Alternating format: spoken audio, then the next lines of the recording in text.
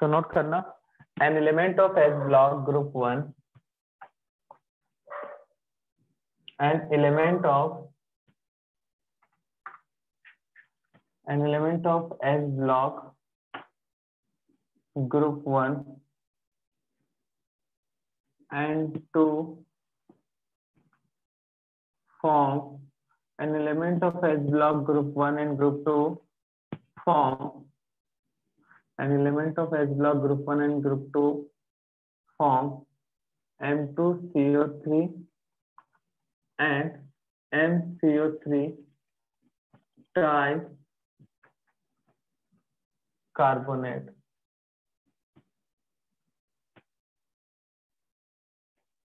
Respectively.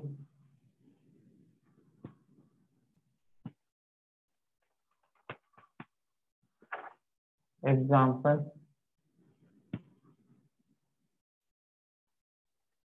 Group 1 में कौन कौन से भाई, लिथियम, सोडियम,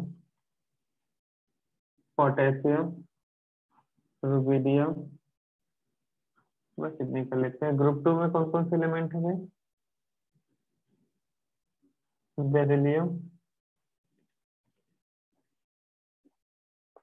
मैग्नीशियम, कैल्शियम। यहाँ पे कार्बोनेट कितना होगा, CO3 2 2 CO3 CO3 CO3 CO3, ठीक है ना।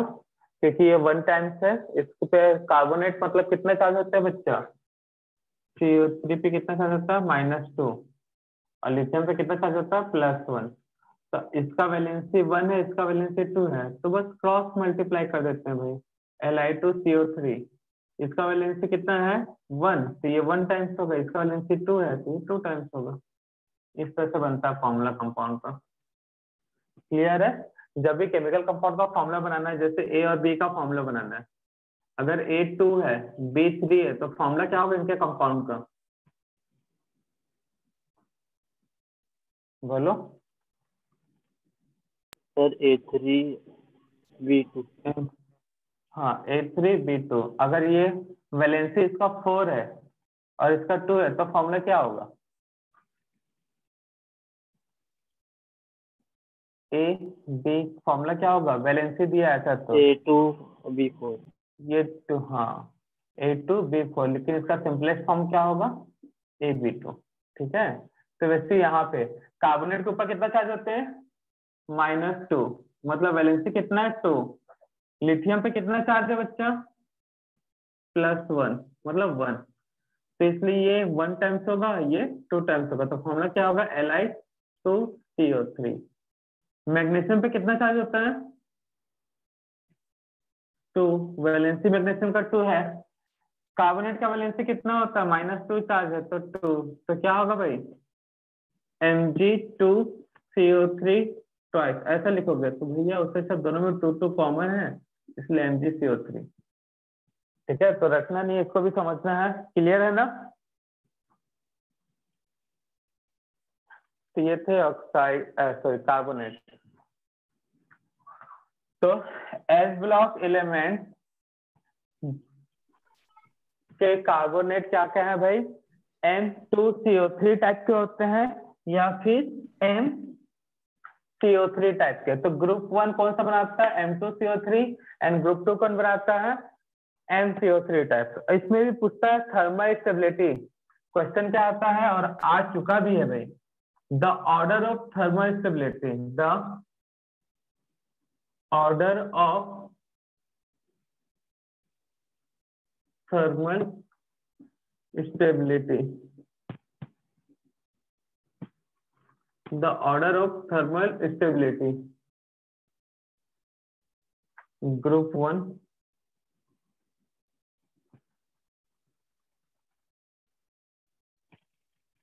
group 2, the order of thermal stability, lithium, sodium, potassium, rubidium, silicium,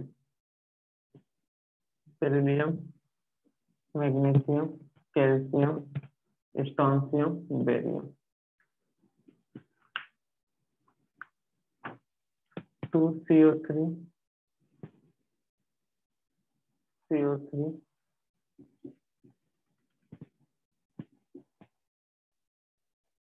CO3।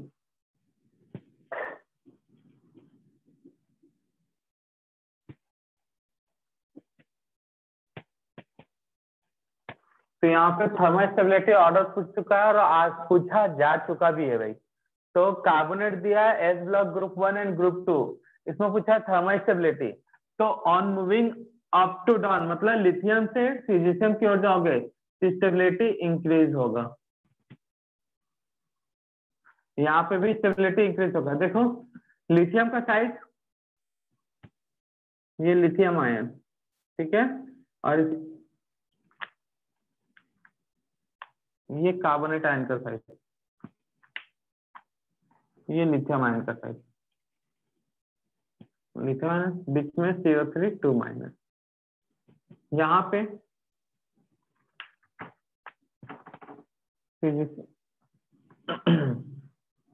ये आपका सिलिशियम, सॉरी CO3 2 माइनस ले लो,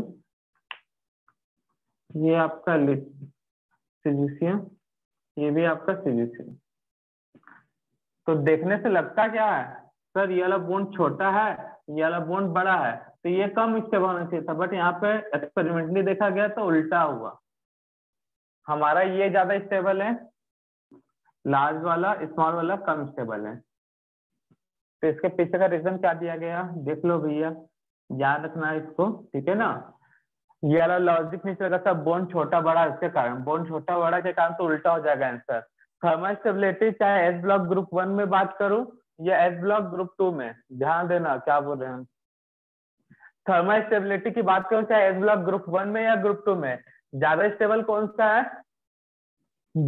नीचे की ओर जाने पे, मतलब सिलिशियम का कार्बोनेट आयन ज्यादा स्टेबल होगा, बेरियम का भी कार्बोनेट ज्यादा स्टेबल होगा। अब इसके पीछे का रीजन क्या दिया गया भाई, कहा गया पहले जो चार्ज है स्मॉल चार्ज, मतलब स्मॉल पॉजिटिव चार्ज छोटे एन आयन को ज्यादा स्टेबलाइज करता है, वैसे ही बड़ा चार्ज, अगर पॉजिटिव चार्ज बड़ा है तो बड़े आयन को ज्यादा क्या करेगा, स्टेबलाइज करेगा। क्या कहा जाता है भाई, स्मॉल कैटायन बड़े को ज्यादा स्टेबलाइज करता है, और स्मॉल, उल्टा बोल दिया, small cation positive charge small ion को स्टेबलाइज करता है, वैसे ही बिग पॉजिटिव चार्ज या large positive charge large anion को ज्यादा स्टेबलाइज करता है। तो इसके पीछे का रीजन ये है, small cation stabilise by small anion, small charge या फिर large charge stabilise by large anion. अब ये पढ़ता नहीं है किसी के पल्ले, ठीक है ना। तो डेली लाइफ से सिंपल देख लो भाई, डेली लाइफ का रिलेशन शायद वो समझ में आ जाए, तो इन लोग इसको याद नहीं रख पाते, तो उनके लिए डेली लाइफ का रिलेशन, ठीक है ना। आजकल के डेट के हिसाब से एक बच्चा अमीर है, दिख नहीं रहा ना, यहाँ पे ये बड़ा चार्ज मतलब अमीर समझ लो, ठीक है, और ये है गरीब। तो बताओ अमीर और गरीब के बीच का रिश्ता जो है ज्यादा दिनों तक टिकेगा या गरीब के साथ अमीर का अमीर के साथ। अब भाई एक्सेप्शनल वाली बात कोई नहीं करेगा, ठीक है ना भाई। ज्यादातर रिलेशन कौन सा मिलता है, अपने जैसे लोगों का अपने जैसे लोगों के साथ ही रिलेशन होता है ना।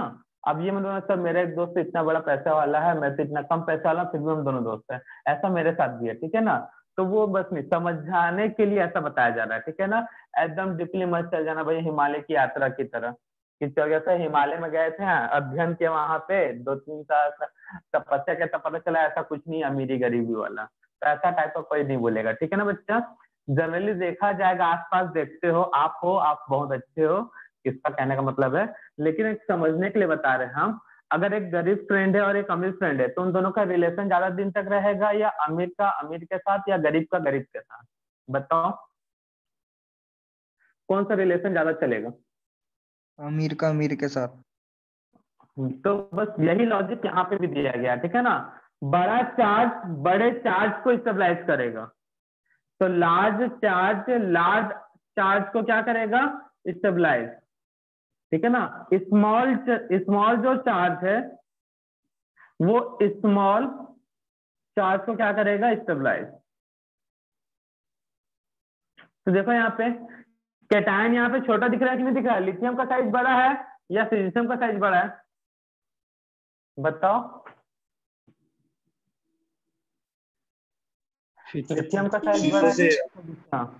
और कार्बोनेट का साइज तो ऑलरेडी बड़ा है, तो लिथियम उतना कम स्टेबलाइज करता है जितना कि सिलिशियम, इसलिए ज्यादा स्टेबल। इन दोनों के बीच रिलेशन एक जैसे फैमिली वाले मिल गए, बड़े के साथ बड़ा फ्री, यहाँ पे बड़े के साथ छोटा था तो छोटे को भगा दिया गया, ऐसा समझ सकते हैं स्टोरी बनाने के लिए।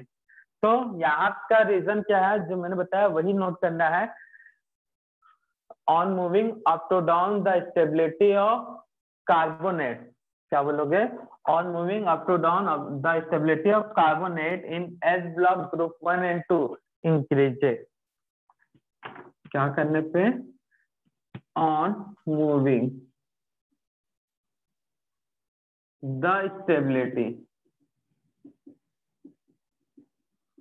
On moving up to down, ये तो लिखना पड़ेगा यार, on moving up to down the stability of carbonate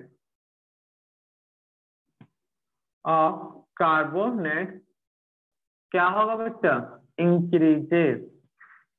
क्यों, बिकॉज द लार्ज एनायन या द लार्ज कैटायन भी हो सकता है, the large anion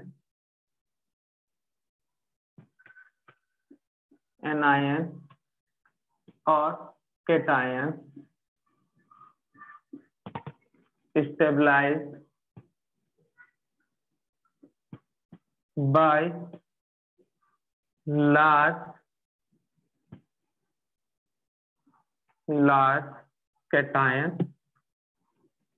and anion respectively,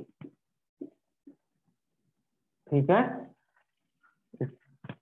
hence the carbonate of silicium, the carbonate of silicium is more stable as compared to किसके, carbonate of lithium, carbonate of lithium. Clear है बच्चा, क्योंकि सिलिशियम का size बड़ा है इसलिए इसके साथ ज्यादा स्टेबल है और लिथियम का साइज छोटा है इसलिए कम स्टेबल है। इस तरह का रीजन दिया गया है यहाँ पे, तो नोट कर लो, ठीक है ना बच्चा। तो पहले से थ्योरी नहीं मिलता कि ये छोटा बड़ा है तो बॉन्ड छोटा हुआ तो ये ज्यादा स्टेबल है सर, यहाँ पे बॉन्ड बड़ा है। पहले एक्सपेरिमेंट किया जाता है, फिर एक्सपेरिमेंटली देखा जाता है ट्रेंड ये फॉलो जा रहा है, कर रहा है, तो उसके हिसाब से फिर अपने मन को बहलाना पड़ता है, हाँ यहाँ पे कुछ ऐसा हुआ होगा इसलिए ऐसा चलता है, ठीक है ना। पहले से हम लोग अपने मन से नहीं मान लेते, यहाँ बॉन्ड छोटा है तो ये स्टेबल है, बॉन्ड बड़ा तो ये अनस्टेबल है। इसके पीछे का रीजन कुछ अलग है। एक ही चीज से सब चीज को एक्सप्लेन नहीं किया जा सकता ना, जैसे डेली लाइफ में एक ही चीज सबके लिए एप्लीकेबल नहीं होता, वैसे मॉलिक्यूल्स में भी होता है, कंपाउंड में भी होता है, ठीक है ना। और फिर हम वही कहते हैं भाई मॉलिक्यूल्स अलग थोड़ी है हमसे, हम ही लोग तो मॉलिक्यूल्स कंपाउंड एटम से मिलके बने हुए हैं, तो उन पे जो चीजें अप्लाई होता है वही चीजें हम पे अप्लाई होता है। तो अब नोट डाउन करो बच्चा। तो नाइट्रेट में MnO3 ट्वाइस, वैलेंसी 1 होता है इसलिए सल्फेट में ये, तो रिश्ता वही सोच नया के साथ नोट कर लो बच्चा, सब चीज वही रहेगा, बस कार्बोनेट की जगह पे एक बार नाइट्रेट आएगा और एक बार सल्फेट। क्लियर है सभी को। स्टेबिलिटी का भी एक्सप्लेनेशन वही है, लार्ज कैटायन लार्ज एनायन को स्टेबलाइज करेगा, वैसे लार्ज एनायन लार्ज कैटायन को स्टेबलाइज करेगा, तो ये स्टेबिलिटी ऑर्डर फॉलो करेगा। तो thermal stability sulphate, nitrate, sulphate और कार्बोनेट तीनों का एक जैसा ही है। तो ये थे compounds of S block element, note कर लिया।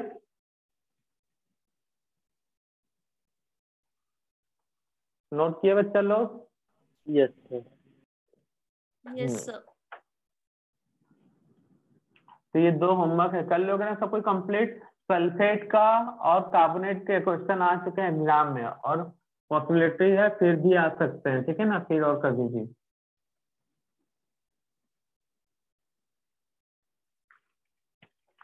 तो ये थे कुछ, कौन कौन से कंपाउंड देख लिए बच्चा हम लोग। मेटल जो है, short summary, metal group 1।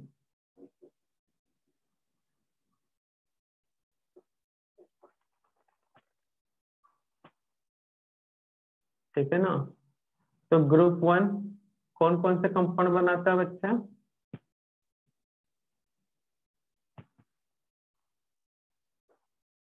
First halide, second hydride, hydrogen से reaction, third oxide,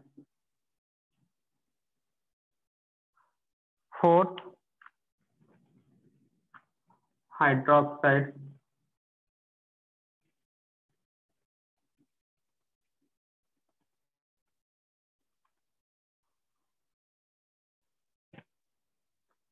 fifth carbonate, six nitrate,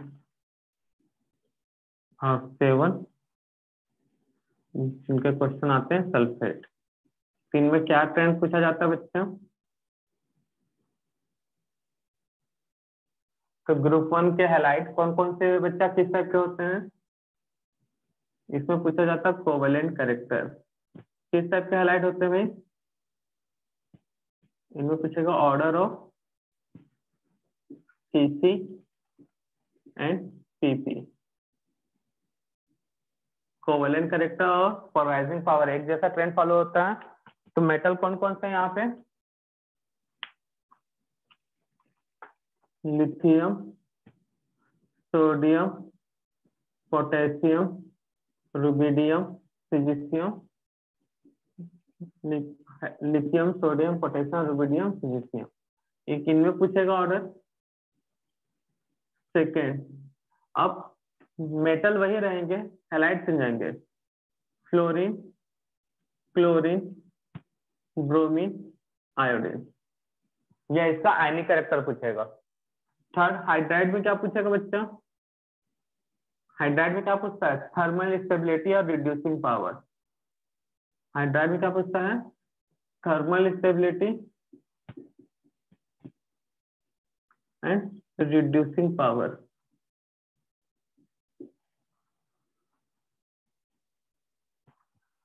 तो lithium, sodium, potassium, rubidium, caesium. Lithium, sodium, potassium, rubidium, caesium. Oxide में क्या पूछता बच्चा, बेसिसिटी, ऑर्डर ऑफ बेसिसिटी या basic nature, order of basic nature या basic strength.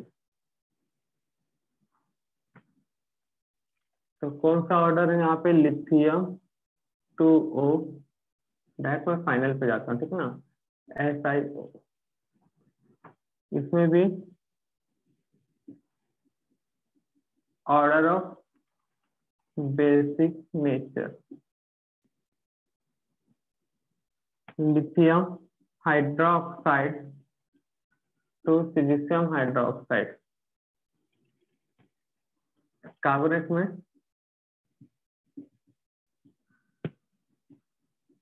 Thermal stability, thermal stability, इसमें पूछेगा thermal stability, ठीक है ना।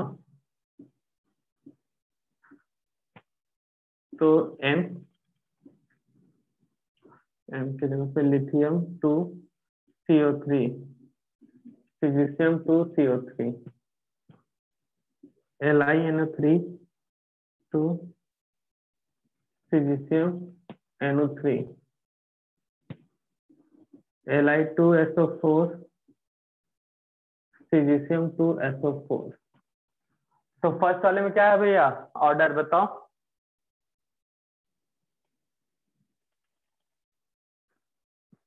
ये ऑर्डर पूछेगा बच्चा, फर्स्ट वाले में ऑर्डर बताओ क्या आएगा। लेफ्ट राइट जाने पे डिक्रीज, कोवेलेंट कैरेक्टर नीचे जाने पे डिक्रीज और यहाँ पे increase. Thermal stability, lithium hydride ये रिड्यूसिंग नेचर, यहाँ पे बॉन्ड वाला फैक्टर है। यहाँ पे बेसिक नेचर नीचे जाने पे बढ़ता है, सेम यहाँ पे भी थर्मल स्टेबिलिटी। तो ये समझ लो 8 ऑर्डर बनते हैं, 8 9 हो जाएंगे ना, यहाँ पे 2 2 हैं तो, और 2 और मिला दो तो आयनिक कैरेक्टर वाला, मतलब समझ लो कितने 2 और बढ़ गए, 9 9 2 11। तो टोटल 11 टाइप के क्वेश्चन इतने छोटे से नोट से आ सकते हैं। क्लियर है बच्चा लोग। और इनमें से ये क्वेश्चन भी आ चुका है, ये क्वेश्चन कई बार आ चुका है, मतलब ऑलमोस्ट सभी जब पूछे हैं, नाइट्रेट नहीं पूछा है लेकिन सभी जहां तक पूछे जा चुके हैं आप तक के एग्जाम में। नाइट्रेट के बारे में नहीं पूछा उतना, तो सोच लो बच्चा कितना इंपॉर्टेंट है ये पूरा ट्रेंड और ऑर्डर। कर लो जल्दी से नोट डाउन, एक जगह पूरा छोटा सा समरी हो गया। अब देखो यार, पूछोगे, पूछा जा रहा तो बोलोगे, नहीं तो डाउट कहाँ से क्लियर होगा। बेटा ये पॉजिटिव ये नेगेटिव है, तो मेटल इसको इलेक्ट्रॉन देगा तो इस पर नेगेटिव चार्ज आ रहा है, यहाँ पे मेटल इसको इलेक्ट्रॉन दे रहा है लिथियम वाला हाइड्रोजन को, तो इस पर नेगेटिव चार्ज आ रहा है। तो मुझे ये बताओ बच्चा, कौन सा हाइड्रोजन पे नेगेटिव चार्ज जल्दी फॉर्म होगा। जिसका साइज ज्यादा है। जिस मेटल का आयनाइजेशन एंथैल्पी कम होगा। फिजिशियम का आयनाइजेशन एंथैल्पी कम है तो वो इलेक्ट्रॉन जल्दी डोनेट करेगा ना, कि लिथियम जल्दी डोनेट करेगा। फिजिशियम का हाइड्रोजन एनर्जी, मतलब हाइड्रोजन बोलता आयनाइजेशन एंथैल्पी कम है तो फिजिशियम इलेक्ट्रॉन जल्दी देगा ना, वो इलेक्ट्रॉन हाइड्रोजन के पास जाएगा। बना कैसे भाई ये, फिजिशियम ने इलेक्ट्रॉन दिया और हाइड्रोजन ने उस इलेक्ट्रॉन को क्या किया भाई, गेन किया, तब जाके H माइनस बना और इन दोनों के बीच बॉन्ड बना। तो जाहिर सी बात है जो जितना जल्दी एटम देगा इलेक्ट्रॉन, वो उतना जल्दी अच्छा हाइड्राइड आयन बनाएगा। तो ये था स्ट्रेंथ ऑफ हाइड्राइड बोल सकते हो या रिड्यूसिंग नेचर।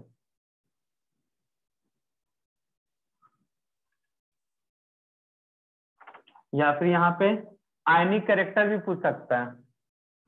शायद मैंने तुम्हें क्लास में आयनिक कैरेक्टर बुलाया था, आयनिक कैरेक्टर क्या होगा फिर, तुम यही ट्रेंड फॉलो करता है।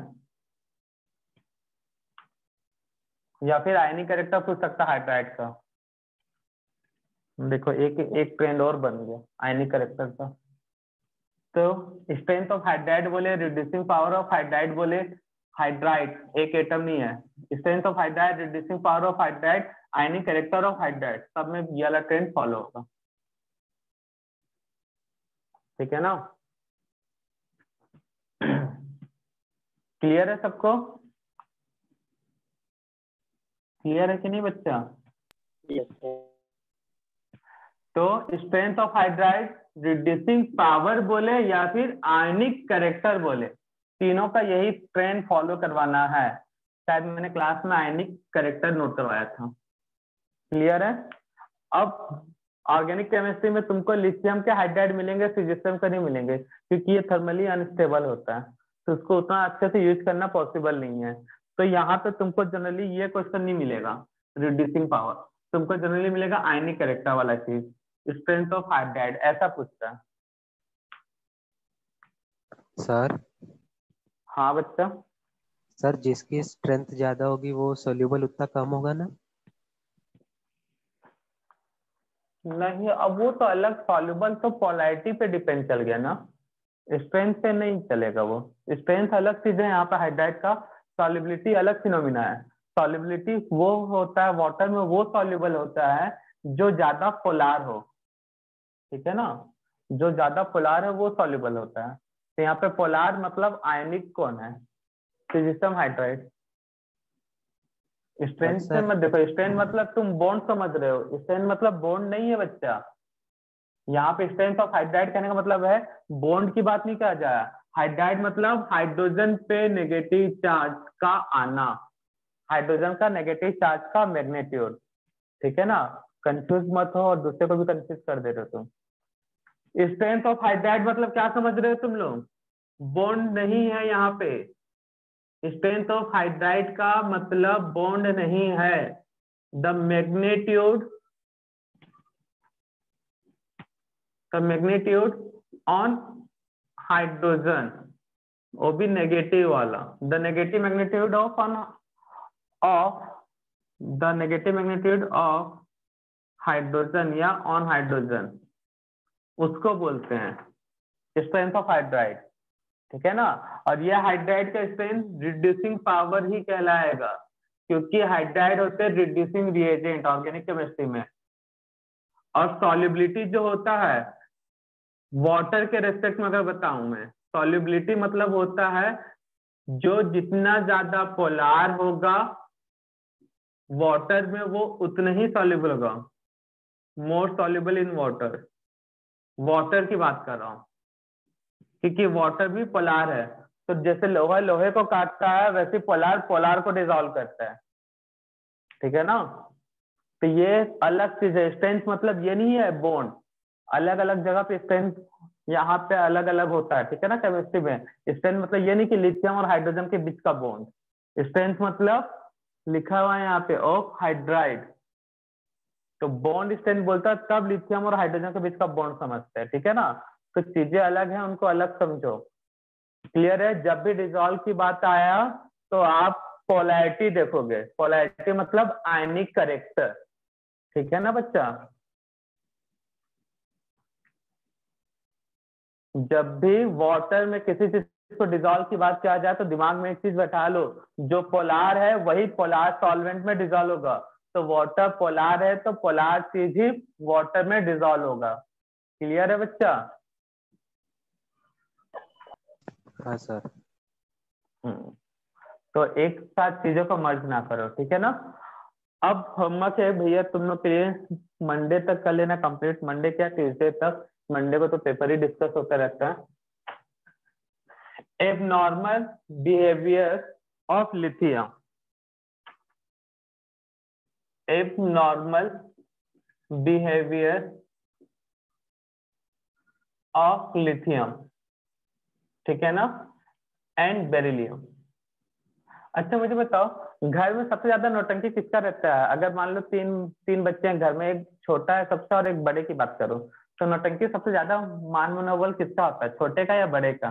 बीच वाले का तो बात ही कोई नहीं करता, मंझले का तो छोटे का सर। छोटे का। तो अपने ग्रुप में एस ब्लॉक ग्रुप 1 में सबसे छोटा कौन सा है? लिथियम। 2 में बेरिलियम। तीन दोनों का नौटंकी ज्यादा है, इन दोनों का नौटंकी ज्यादा है। बाकी ग्रुप वाले कुछ और करते हैं एलिमेंट, इनके ग्रुप वाले करते हैं कुछ और। इसका रीजन भी यही है, due to small size. Lithium क्या है? छोटा है। देखो इधर ध्यान दो, लिथियम का साइज छोटा है तो इसका एबनॉर्मल बिहेवियर में यही लिखोगे, due to low size of lithium, या फिर बेरिलियम का लिखो तो बेरिलियम। अब साइज छोटा तो आयनिसन एंथैल्पी हाई होगा या लो होगा? क्या होगा भाई? साइज छोटा एलिमेंट का तो इसका साइज छोटा है, ठीक है ना। साथ में आयनाइजेशन एंथैल्पी क्या होगा, हाई होगा या लो होगा? हाई होगा। गेन एंथैल्पी भी अपने एलिमेंट से हाई है, ठीक है ना। तो ये इस कारण एबनॉर्मल बिहेवियर शो करते हैं। तो यही सब नोट करना है, तो एनसीईआरटी टेक्स्ट बुक से नोट करोगे, चाहे स्टेट बोर्ड वाले हो या फिर सीबीएसई बोर्ड वाले हो, आपको नोट एनसीईआरटी टेक्स्ट बुक से करना है, क्योंकि वही पॉइंट टू पॉइंट डायरेक्ट पूछा जा चुका है, पूछते हैं एग्जाम में। क्लियर है स्टेटमेंट वाले क्वेश्चन में? तो घर में सबसे छोटा कौन सा है? लिथियम। बेरिलियम अपने ग्रुप में। तीन का नौटंकी भी ज्यादा है, ठीक है ना। जैसे अपने घरों में रहते हैं छोटे भाई बहन को, मंझले को तो कोई पूछता ही नहीं है। सही बात है ना भाई? Yes yes sir. बीच वाले को